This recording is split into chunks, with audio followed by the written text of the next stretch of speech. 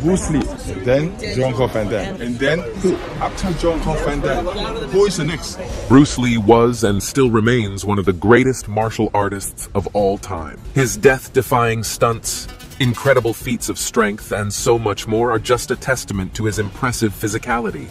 Even though Bruce often stated that the mental aspect of martial arts is just as critical as the physical one. You must free your ambitious mind and learn the art of dying.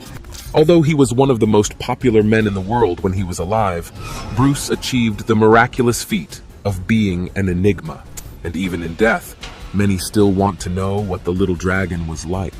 In this video, we'll dive into Bruce's personality from the lens of one of his co-stars, Bolo Yeung, the man. Have you heard about the name Bolo Yeung before? If you're a millennial or a Gen Zer, it's possible you haven't. But if you're a fan of old-timey action and martial arts flicks, then there's a pretty good chance that this name will ring a bell when you hear it. Born Yeung Sze, Bolo Yeung is one of the most iconic martial actors of all time. With his incredibly toned physique, Bolo was more than an imposing figure back in his heyday. Trust me, this man was a certified tank. And this physique made Bolo a perfect player in several classic martial arts flicks, from Legacy of Rage to Double Impact to Bloodsport, and probably his most iconic role, Bruce Lee's Enter the Dragon. Bolo was born in Guangzhou, China, on July 3, 1946. A lower-class kid, Bolo was definitely not used to the trappings of life in Hollywood. He was raised in a country that was still very much struggling to find its own identity. And Bolo was definitely not a stranger to instability. Looking for an outlet and a haven, Bolo turned to martial arts. He began his journey at just the age of 10, training under several renowned kung fu masters. You see, this was a period when martial arts were more than just a way for people to defend themselves or keep fit. They were a way of life, firmly instilled into the fabric of society in China. For Bolo, martial arts offered a way for him to learn focus and discipline. And he took things even further by learning the ancient art of Tai Chi, which, as many experts know, is especially renowned for its ability to optimize focus and meditation. Still, Bolo's time in China wasn't to be long. You see, at this point in his life, China was a pretty finicky hotspot to be in. The country was undergoing massive political and social change, with the rise of communism, rampant protests, and human rights abuses. Looking for a better future, Bolo flew to the part of China that was closest to the Hong Kong border and literally had to swim through the Shenzhen River to get to the island nation. Unlike China, Hong Kong was a relatively liberal society. The country was still a British colony at that point, and it held a much different identity from mainland China. If anything, Hong Kong was a melting pot filled with people of diverse cultures and personas, and Bolo fit rather well here. Interestingly enough, this was also the point when Bolo took a keen interest in fitness and bodybuilding. His belief was that a strong, toned body went hand in hand with prowess as a martial artist, and he took this quite seriously. In fact, Bolo went on to become the Mr. Hong Kong bodybuilding champion in 1969. An accolade that he held for a full 10 years. Still, he always maintained that he wasn't doing any of this for personal glory. Instead, martial arts offered him a way to be in tune with his inner spirit. And with the art of Tai Chi, Bolo was able to master how to perfectly blend the physical with the spiritual, to achieve true personal balance. At this period, Hong Kong had a pretty young bodybuilding scene, so it was pretty easy for Bolo to fit in and thrive at the same time. Soon enough, he began to flourish big time. With a body that looked like it was sculpted by God himself, it didn't take long before Bolo's popularity soared across the land. And as you would imagine, this was pretty much how he got his first start in cinema and filmmaking. Just as it was with culture itself, Hong Kong had also become a hotbed for creativity and talent in filmmaking. The country had a booming film industry, with studios like Shaw Brothers and Golden Harvest producing some classic action and martial arts movies. Just like the K-pop phenomenon that we see gaining steam worldwide these days, these movies then were also expanding beyond their homeland of Hong Kong and attracting a global audience. In an era where filmmaking was booming, producers and directors were constantly on the lookout for unique talents who could bring a fresh perspective and a unique blend of both physicality and acting prowess to their projects. Bolo Yeung, the actor. With Bolo's impressive body and background in martial arts, it should come as no surprise that he was the perfect fit for the movies of this time. And in the late 60s, studio executives began tapping him to play several small roles. Although most of these roles were pretty minor, they actually laid the groundwork for what would be Bolo's blistering career. Bolo's imposing physique and stoic look made him an intimidating presence whenever he stepped onto any scene. And with this deadly combo, he actually mostly got cast in villain roles, the type of villain not to say much, but whom everyone knew meant business when it was time to throw down. Now, although he was starting to make some waves in the acting world, Bolo was still plagued by several challenges. Primarily, this was a period when the film industry was incredibly competitive, and it meant that anyone looking to really make it here would need to persevere and establish themselves as solid talents. To make things even worse, Bolo also had a huge language barrier to deal with. Bolo was Chinese, after all, and he had to adapt to both the language and cultural changes that were presented in Hong Kong. Still, if there was one thing he took from his early martial arts and bodybuilding days, it was the importance and power of hard work and perseverance. Soon enough, Bolo got his big break when he caught the eye of executives at Shaw Brothers Studios. The filmmaking house was one of the most prestigious in Hong Kong, with classics such as Dolomite and The Five Deadly Venoms. The bigwigs here understood that one of the most important components of any great movie is the compelling villain, and in Bolo, they found a man who could embody this role perfectly. Stoic, disciplined, and unwilling to back down. For Bolo, this would be a complete career turnaround. He appeared in several of the Shaw Brothers movies, from The Heroic Ones to The Deadly Duo and Angry Guest. With each movie, Bolo further cemented his reputation as a martial arts star and a formidable screen presence. His portrayals of villains combined both physicality and mental prowess, strength and subtlety, and it was a combination that made him largely feared and respected at the same time. Besides this, Bolo also drew a lot of praise for his ability to take his roles beyond just the buff and muscly persona. Bolo's portrayals of villains showed them to be multi-dimensional characters who, in some cases, the audience could even relate to. He had a way of conveying emotion through physicality, and even though many of his roles were for characters who were the direct antagonists to the movie's good guys, Bolo could find a way to make these seeming bad guys look more sympathetic. In an industry where villains had become typecast, stereotyped characters, Bolo managed to stand out rather well. He brought a certain form of persona and charisma to his roles, a quality that made his characters incredibly compelling. Instead of just being an obstacle for the heroes to overcome, Bolo's villain characters were more integral to the storylines. They often drove the plots and brought an added layer of complexity to the films. Of course, there is also the fact that he was incredibly buff. That undoubtedly helped to burnish his reputation even more in the film industry. By working with the Shaw Brothers, Bolo was able to work alongside some of the most popular talents in Hong Kong's film industry, from directors to choreographers to fellow actors as well. And this proximity to excellence allowed him to refine his own acting skills, pushing himself to be better at theory point, especially as he had to work with different directors and adapt to their shooting styles.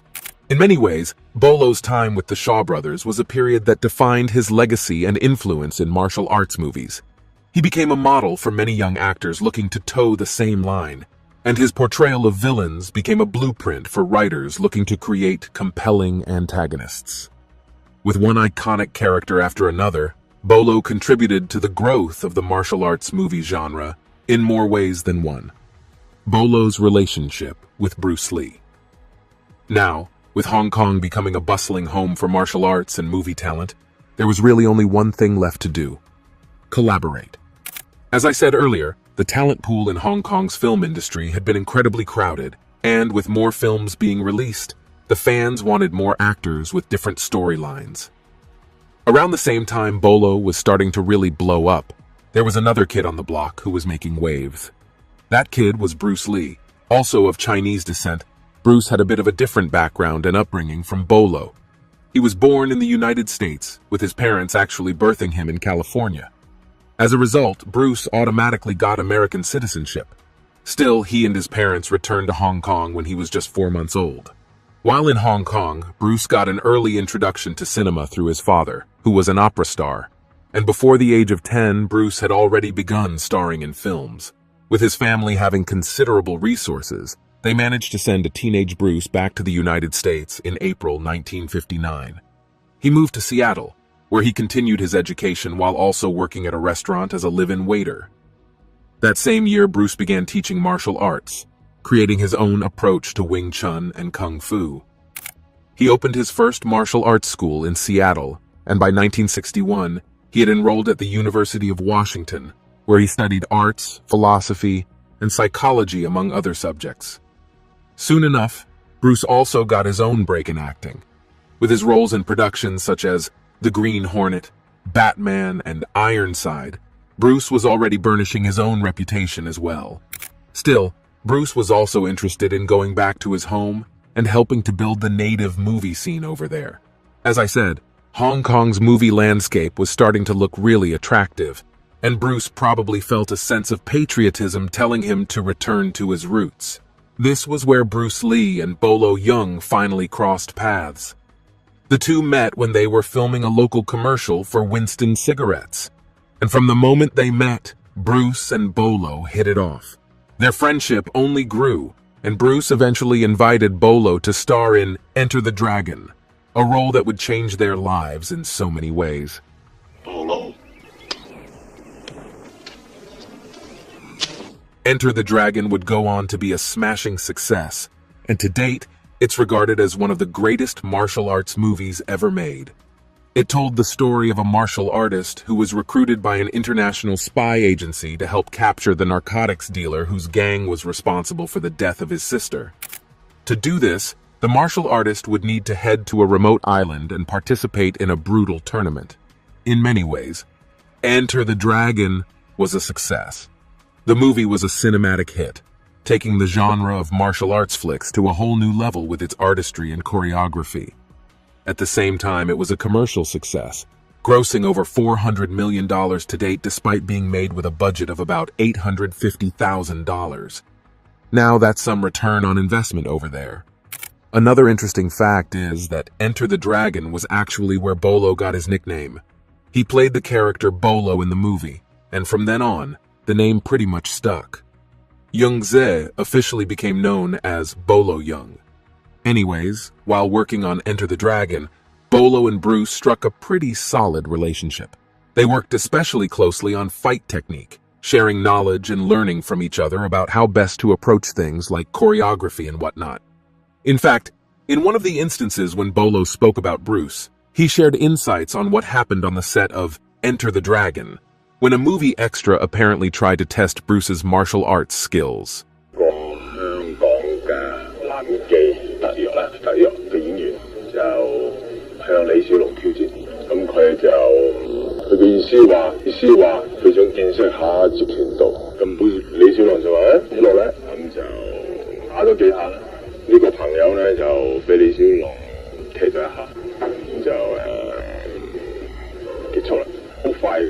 If you know anything about Bruce and his fighting skills, it's that his speed has always been renowned.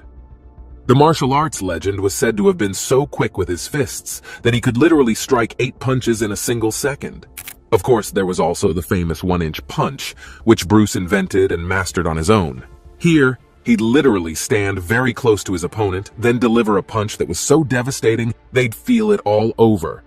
Considering the fact that punches need a bit of momentum to really be felt, you can imagine just how crazy this is. Much science has gone into the 1-inch punch to try to understand it. And according to experts, the speed of Bruce Lee's 1-inch punch was a staggering 118 miles per hour, or 190 kilometers per hour, and delivered with enough power to knock a 200-pound or 90 kg man back 16 feet or 5 meters. The incredible speed came from his dedication to a strict training program that focused on speed, power, and endurance. After Bruce's sad death in 1973, Bolo famously said, "There will never be another Bruce Lee. I am privileged to have had the honor of calling him my friend." Well, he was definitely right. Many have tried to replicate Bruce's one-inch punch, but none has quite been able to get it like the OG. Truly, it doesn't seem like there will ever be another Bruce Lee. At the end of the day, the relationship between Bruce and Bolo was one that was built on mutual admiration and respect. Both men were at the forefront of promoting martial arts, and the connection between them was that of kindred spirits. They trained each other, pushing each other to new heights in their artistic and professional prowess, and their partnership led to the creation of what remains one of the most iconic martial arts movies of all time. Bolo's rise to fame. When Bruce died, the incident was an incredibly devastating blow for Bolo. To Bolo, Bruce wasn't just a friend and a colleague. He was also an inspiration who helped to push him to new heights as a martial artist. Still, this was also a turning point for Bolo. Thanks to the success of Enter the Dragon, Bolo finally got the Hollywood acclaim that most actors always crave. His relationship with Bruce, as well as his impressive acting and martial arts skills, led to him having new opportunities in his film career. His entry into Hollywood showed his versatility as an actor, and with him, he brought a unique brand of martial arts that blended both Eastern and Western fighting styles. Things hit a fever pitch when Bolo starred in Bloodsport, a 1988 martial arts movie. The film, shot on a budget of $1.5 million, starred leading man Jean-Claude Van Damme as Frank Lux, while Bolo played the role of Chong Lil, the ruthless and formidable champion of the underground martial arts circuit.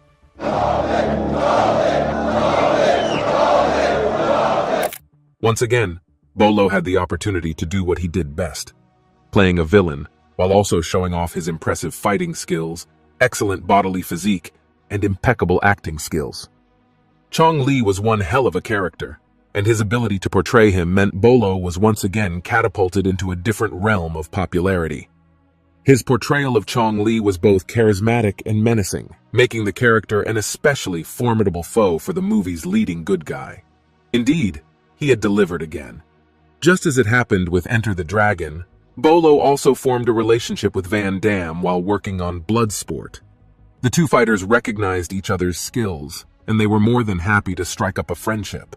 Their bond was so deep, in fact, that Van Damme offered Bolo an opportunity to star in his next film, Double Impact. Bolo went on to star in several other projects, serving as an inspiration for other martial artists looking to toe the same line.